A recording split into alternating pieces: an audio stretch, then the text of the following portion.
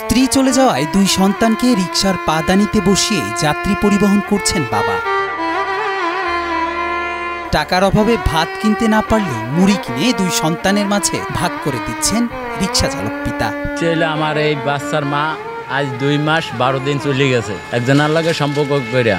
এখন এই বাচ্চা লই আমি কোনো কাজকর্ম করতে পারি না, রিক্সায় উড়াই, রিক্সায় লইয়ে চলি, কিন্তু যাত্রী একবার উঠলে আর ওই যাত্রী পাই না। জীবন যখন থমকে দাঁড়ায় তখন তাকে টেনে নিয়ে যেতে হয় জীবনের তাগিদে। ঠিক এমনটাই করে দেখাচ্ছেন বাগেরহাটের মোরলগঞ্জ থেকে বরিশালে আসা অটোরিকশা চালক সোহাগ মিয়া। 8 বছর আগে বিয়ে করে ভালোই কাটছিল তার সংসার জীবন, কিন্তু সম্প্রতি তার সংসারে নেমে আসে কালো মেঘের ছায়া। 2 মাস আগে তার স্ত্রী পরকীয়ার টানে দুই সন্তানকে রেখে তাকে তালাক দিয়ে চলে যান। একদিকে স্ত্রী হারানোর কষ্ট, অন্যদিকে দুই সন্তানকে নিয়ে চরম বিপদে পড়েন সোহাগ। একনল হ্যান্ড ওয়াশ 100% প্যারাবেন ফ্রি, তাই নিরাপদ হাতের জন্য আস্থা রাখুন একনলে। কিন্তু যাত্রী একবার উঠলে আর ওই যাত্রী পাই না। আঙ্গা দিন ঘুরলে টরলে মনে করেন আপনার 200-400 টাকা খাটা যায়, আর চাই আর বেশি পারি না। 300 টাকা 320 টাকা গাড়ি ভাড়া দেওয়া লাগে, এবারে খাবার, আজ এতে আমি চলতে পারি না। খুবই একটা চলার সমস্যা, আমি কোনো দিকে কিছু কাজকর্ম করতে পারতেছি না। সোহাগের 2 শিশু সন্তান, 6.5 বছরের ছেলে রমজান ও 4.5 বছরের মেয়ে জান্নাত। স্ত্রী চলে যাওয়ার পর এই 2 সন্তানকে নিয়েই তার জীবন। সংসার চালানোর জন্য তিনি বাধ্য হয়ে আবার রিকশার হ্যান্ডেল ধরেন, কিন্তু অসহায় বাবা তার সন্তানদের একা কোথাও রেখে যেতে পারেন না। তাই রিকশা চালানোর সময় তার ছোট মেয়ে জান্নাতকে কোলে বসিয়ে রাখেন, আর ছেলে রমজান রিকশার পাদানি আঁকড়ে ধরে বসে থাকে। যার মহিলার বাচ্চা আছে তার কাছে জিজ্ঞেস করবেন যে একটা বাচ্চা পালতে কত কষ্ট, আর একটা পুরুষে 2টা বাচ্চা পালে তার কত দূর কষ্ট। এটা মহিলারা ছাড়া পুরুষে বুঝবে না যে জ্বালাটা কত দূর।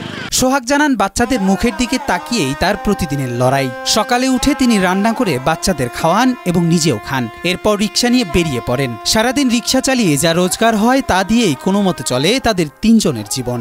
এই মাইয়েটা রাত্রে যখন কান্দে ওঠে, এই মাইয়ে ঠেকান যায় না, ঠিক আছে। এবারে এই মাইয়ে লইয়া এই যে ঘরের ভিতরে এর মাড়ি আডিয়ে তারপর ঘুম পড়ান লাগে, এই জ্বালায় আছি।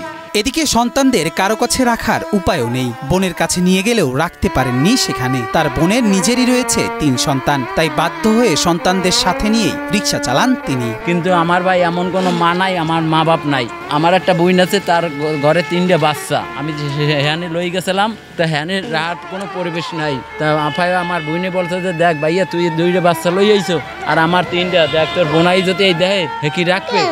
সোহাগের একমাত্র চাওয়া যদি একটি পুরনো অটোরিকশা তার হতো, তাহলে প্রতিদিনের 300 টাকা ভাড়ার বোঝা থেকে মুক্তি পেতেন। তাহলে হয়তো সন্তানদের নিয়ে আরেকটু স্বাচ্ছন্দ্যে বাঁচতে পারতেন তিনি। তবে তিনি তার সন্তানদের কোনো অবস্থাতেই অন্য কারো হাতে দিতে চান না। তার জীবনে ঘটে যাওয়া এই ঘটনার পর তিনি ভবিষ্যতে আর বিয়ে না করারও সিদ্ধান্ত নিয়েছেন। আমি বিয়ের সাথে করবো না, এই বাচ্চা 2টা আমার মানুষ করা লাগবে। কিভাবে করবো? আমি এই বাচ্চা 2টা আমি মাদ্রাসায় দেবো, দিয়ে আমি ডেলি কাম করি, রিক্সা চালাই, যা করি এগো দিয়ে আমি লেখাপড়া করাবো। সোহাগের এই অসহায় অবস্থার কথা জানতে পেরে বাবা ও শিশু সন্তানদের সুরক্ষার প্রতিশ্রুতি দিয়েছেন বরিশালের জেলা প্রশাসক মোহাম্মদ দেলোয়ার হোসেন। 2টি সন্তান, একটা 4 বছর, একটা 6 বছরের। তো যে 4 বছরের যে মেয়েটা আছে তাকে আমরা মহিলা বিষয় অধিদপ্তরের মাধ্যমে আমাদের একটা কেন্দ্র রয়েছে, ডে কেয়ার সেন্টার। সেখানে আমরা সকাল 8:30 থেকে 5টা পর্যন্ত তার সার্বিক দায়িত্ব আমরা নিতে পারবো। সেখানে তাকে আমরা ব্যবস্থা করব।